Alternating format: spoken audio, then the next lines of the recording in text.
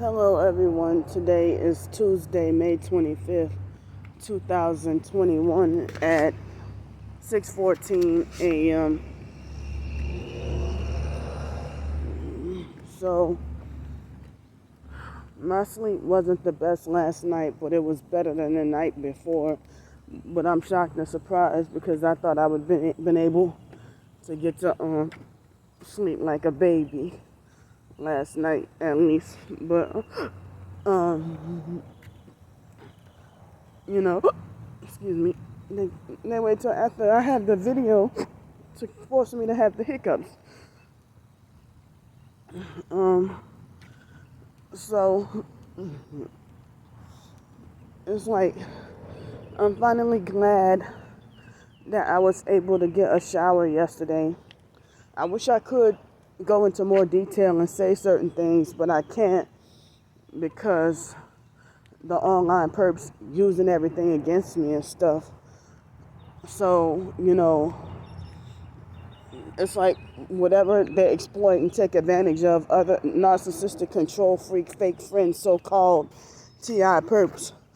Well, even if it's a one-time mistake, they'll get on my case and say that I should have said this or I should have done that or I'm stupid for this or that and stuff like that, or you shouldn't be telling all your business and stuff like that. I'm like, y'all never had that attitude or heart before, you know. So, like, as I said, when I flipped out, when they robbed me of that job at the Sky Zone place, it's like I had nobody on, people were supposed to be targeted, I had nobody on my side. Nobody. And I was supposed to just be forced to just, I'm still not healed from it, but I'm supposed to just, deal with it on my own. I was supposed to just be forced to deal with it on my own. So it's like when people have a problem with me, they surely complain and get their closure. And they get their problem solved. They get me handled. Even if they corrupt and fuck with me first. So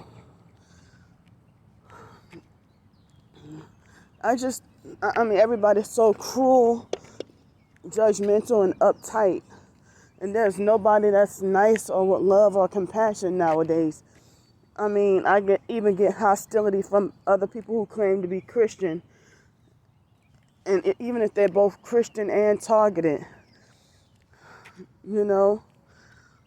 So I woke up, I still got heavy pressure on my heart that I just start to feel and could never feel well rested and normal. So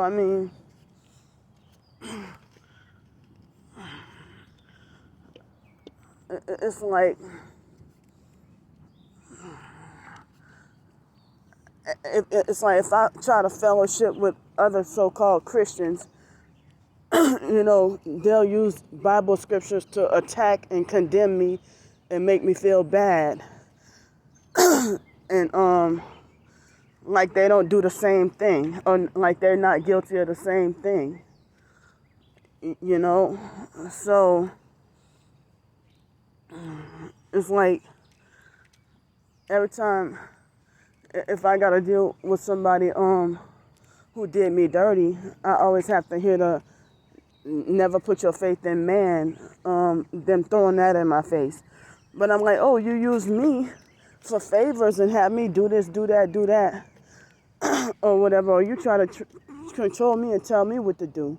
I'm like, all these people who think they run my life and I'm not supposed to, I know we're not supposed to have faith in man, but just because,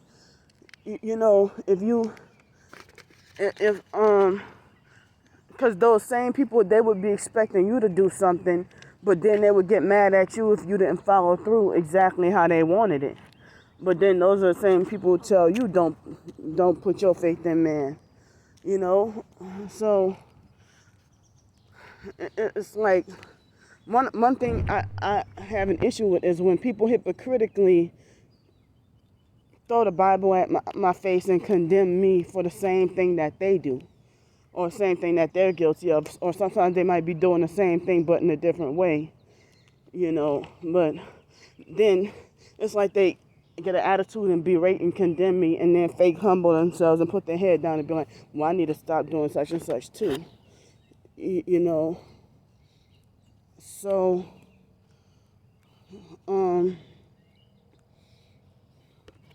it's like everybody has changed. I say this a lot. Everybody has changed their tune since, beginning of this whatever COVID thing. Now everybody wants everybody to shut up about the gang stalking and then try to make you feel ashamed about it. Like they'll tell me shut up and stop filming and stop recording, you make yourself look stupid. But then they tell themselves, oh, I'm not going to stop recording for nobody. That's what they'll say about themselves, So I'm somewhat alert and somewhat awake. I'm still kind of sleepy, but so I'm gonna try to do like a quick rundown of what the guy what he did was okay. He reached out to me and wanted to be there for emotional support, and me and him used to talk every single day, and he used to even call me up. Either one of us calling each other several times a day, just talking about this targeting and stuff like that. And then, he helped me. He helped me open my eyes to certain things that that had been bothering me, that I was trying to figure out why, and I needed closure and stuff like that. And so then it's like he had a life-altering assault that happened to him, and then even then he was still calling me up all the time. I would check on him to see if he's okay, and sometimes I would back off and I'd be like, well, I want you to recuperate and stuff like that. And I would like for you to recuperate. I don't want to crowd your space or whatever. So then he's like, it's okay, you never crowd in my space, you can call me anytime, whatever. And so then they had this girl who feared that she was going to be sacrificed because they told her via V2K the date, and then she acted like she wanted to sell out so bad, and she kept feeling like she was envious or jealous that they kept offering us deals, but of course I didn't take them, at least. And so if I sold out and took a deal, y'all wouldn't have saw what Alex did to me yesterday. That motherfucker, he was never nice to me in person, never, ever. And then he treats me like as if I ran off with millions of dollars worth of jewelry and stole it from him. That's how he treats me. And I never done this man anything, never ever. He admitted, look at all those chemtrails, but he admitted to me that he admitted to me, Alex admitted to me that the reason why he treats me like he treats me is because I believe he overheard a conversation with me talking on the phone about Jesus one day, and so that's when he felt like he didn't like that, and so that's why he admitted that he started stalking, following, and harassing me everywhere. But then he tried to make offers and use other people, online perps, to make offers to try to get me to sell out, but he never tried that shit with me in person, and so this is why Alex has been tormenting and terrorizing me, because he wants me to be a lady of nights, a prostitute and a perp, and then trying to make it like I'll be set for life after 6 months. And I said, after the 6 months, yeah, right. So you can have me killed. So I can die after the 6 months. So anyway, well, I hear all that construction noise from way over there. So anyway, So when that girl acted like she wanted to sell out, I knew her from before on Facebook when I had the account last year. And so I thought she was truly targeted. And I guess she did, but she wanted to sell out so bad because she was afraid of being sacrificed. And we were trying to tell her about the Bible, and she made it like she didn't have time to read the Bible and stuff. You know, she made it like she didn't have the time to read the Bible or pray. And so then there was another girl who that was the one who said that she was been pregnant for 2 years, and then and that was the one who she keeps switching back and forth between MK Ultra and targeted individual, like an MK Ultra sellout and targeted individual. And she was the one who said, take down all the videos that make you crazy, and me and you gonna do a business together. So I mean, after encountering those two females, it was a while after the him being, having a life altering assault that happened to him. And then all of a sudden, as I said, he was still nice and normal to me. But then and then he told me that he had like a vision of somebody causing a wedge, creating a wedge between two people. So then after that, he hasn't been the same, and he would go like 8 days without talking to me.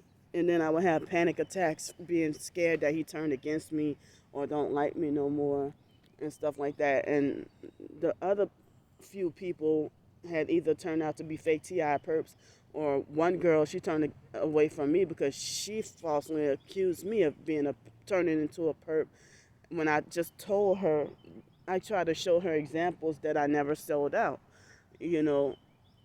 So she misunderstood me and took me the wrong way and blocked me and never wanted to contact me ever since.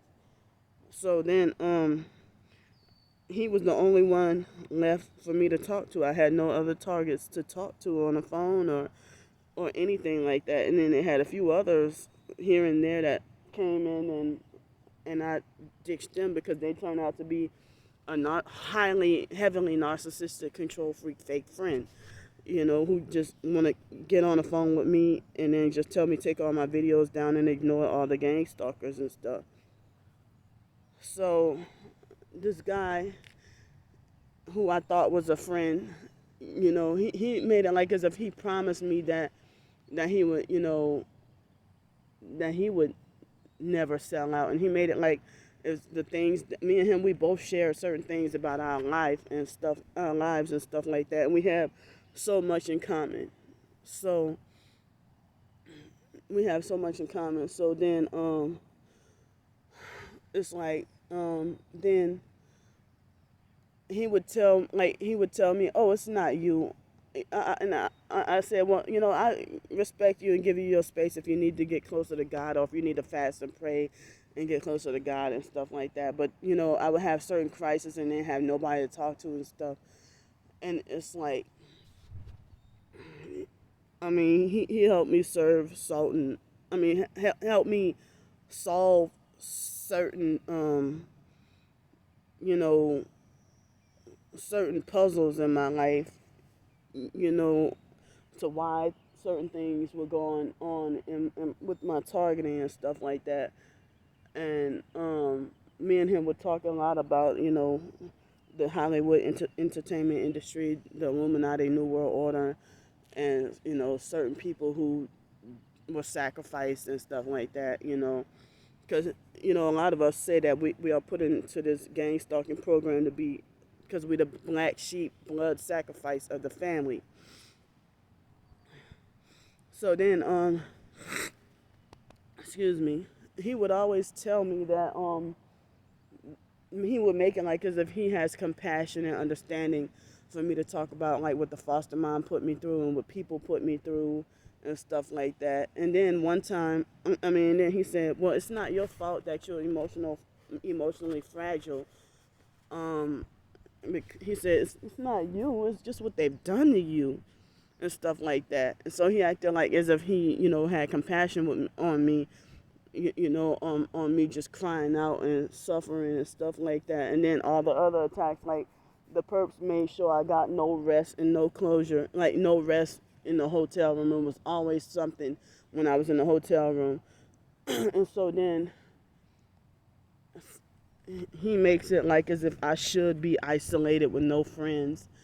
That for me to reach out for one friend for emotional support, he can put that in a category of putting my faith in man, like as if I'm supposed to go through this alone and be isolated with no support, you know, even though we all have Jesus to depend on finally, but I mean, just because, I mean, there were times when he would call me up and tell me about, that he needed somebody to talk to and stuff like that. I mean, when he had the life-altering assault that happened to him, I was the first person he called, even though we just got off the phone and stuff.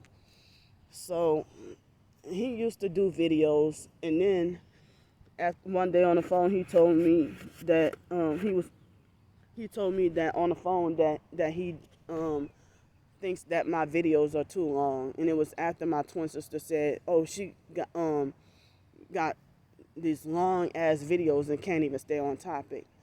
And so the reason why I can't stay on topic because of all those distractions plus the sleep deprivation and the 2 strokes that I had when I was 5. So that's why it's pretty much hard. So then, or sometimes I might have to go off topic to say one thing, and all of us have done that, go off topic to say one thing just to bring you back so that the other topic can make, the previous topic can make more sense to you, So then, and I did a video and said, well, do y'all think that my videos are too long? And so, some people like, no, girl, your videos are not too long. You just say whatever message you gotta say, no matter how long it take you. But I was just trying to have my therapy and process everything.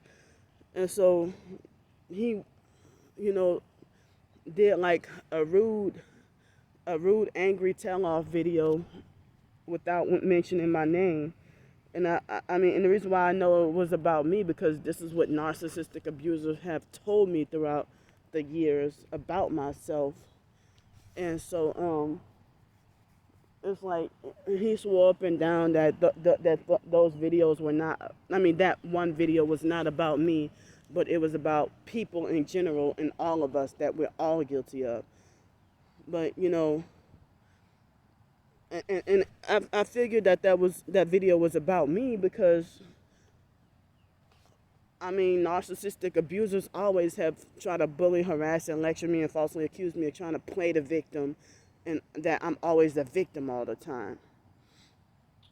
So he said that video wasn't about me at all. And I called him up crying because like that video seemed like the words were just cruel and heartless and insensitive and very harsh, almost lethal, pretty much.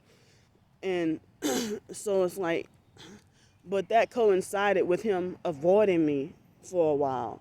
But then he's like, "Oh no, it's not you. Don't think." Or sometimes he would call me on a random day and be like, "Oh well, he'll avoid me for a while and then call me, for a random day, and then be like, 'Oh, what's up, girl?' And then we'll talk, and he'll be like, 'Oh, don't think I'm avoiding you,' and stuff like that." So then, so this is a perp right here, ignorant ass perp right here. So now I have to do a part 2 video. To part 2. Actually, this is part 3, and then I gotta do part 4. Where the hell he come from? So come here talking loud. So I'm trying to make this as fast as possible, so I won't have to do another video after this. Yeah, that's a ghetto perp distraction. So anyway, so that made me lose my train of thought. See, right there is why I can't stay on topic, or why I keep going around in circles, perp distractions like that. So he acted like, he would, like he first would tell me that like he would, even after that incident when he did that video, sometimes he would tell me that, oh, I don't talk to nobody else except you. And he would tell me, like, I don't put my faith in God or anything, but you are my favorite because you tell the gutter truth and stuff like that. So it seemed like he trying to elevate me and build me up. And then after a while, I felt like the friendship was manipulated, that he would secretly and purposely avoid me for a while, and he never told me that he had such feelings about me. And then when he went out of town with to go see a lady that he knew in advance that was a fake TI perp, and then he was telling me things about her just about every day, about what they were putting him through. And he told me, he seemed like he was like, well, I really need somebody to talk to, thank you. And he said, oh, I'm here all the time. Like he made it like because he was going through what he was going through with that lady, he felt like he needed me to talk to and stuff. When he was the whole time he was out of town for a couple of weeks. And so then we talked off and on, but he wasn't as nice. And I'm just wondering, why did he change? What did I do? But then I told him that, I'm starting to think things starting to seem like you don't like me no more. And he said, I said, I'm starting to have these thoughts that you don't like me no more. And he said, oh no, you're still cool and everything is all cool. But he said that, oh, well, in the beginning, I thought you were doing witchcraft on me, or I thought you were a witch.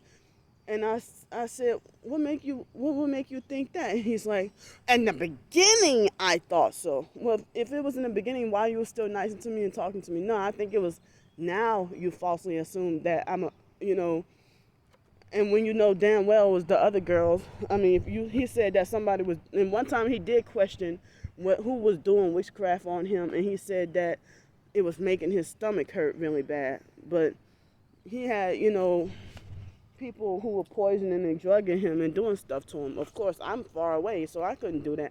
So I don't know, I just feel really bad because I don't do any witchcraft at all. I don't even know any witchcraft tactics, and I don't even seek them out. I don't even know how voodoo really operates. Or I'm from New Orleans, and I don't know how voodoo or witchcraft really operates, But I just know certain Illuminati symbolism.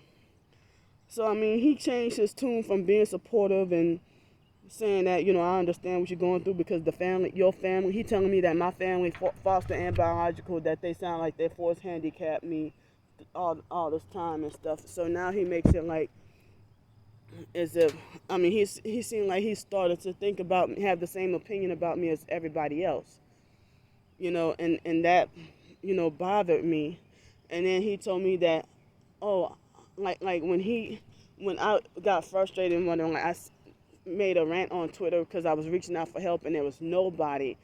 I was trying to, because people don't comment as much on my YouTube videos anymore, and so now he never told me before that he think I'm full of drama and stuff like that, until he tried to make like, now this is a perp right here. What? Oh man, they want to cause these distractions on purpose to force me to have to do a second video. Oh wait, I'm sorry. False alarm. I didn't know that he went and but anyway, that he went inside that house. But false alarm. So cuz usually the perps would do that, just park and just sit there, to watch me and stuff, So he never told me that he thought that all I do is complain and I'm a drama queen and that I'm negative and just want pity and all that. And I wonder what made him change his opinion, just because he made the false assumption that that I'm the one doing witchcraft. So I mean, it seemed like he started to act like really tough and mean towards me and avoiding me more. And then when I asked him, to defend me against online bullying, he straight up told me he's not going to do that. But see, and he wasn't there, or him and the other girl, they weren't there or emotionally supportive of me when I got fired from the job. It's like they both blamed me for it and told me you shouldn't have, they yelled at me and blamed me for it and told me you shouldn't have put that information, you shouldn't have told anybody. But I didn't mention the name about the job, and I figured that if the perps had a problem with me, I figured that if they had a problem with me, then they would, you know, I figured that they would want me to work. So, I had been trying to get a job, but y'all know how it is with when you're struggling as a target and stuff like that. So this was the story that I was trying to tell. And this was the story that I was trying to tell in the on Sunday or whatever, but it was too windy and I was sleep deprived. So this is like I guess succinct.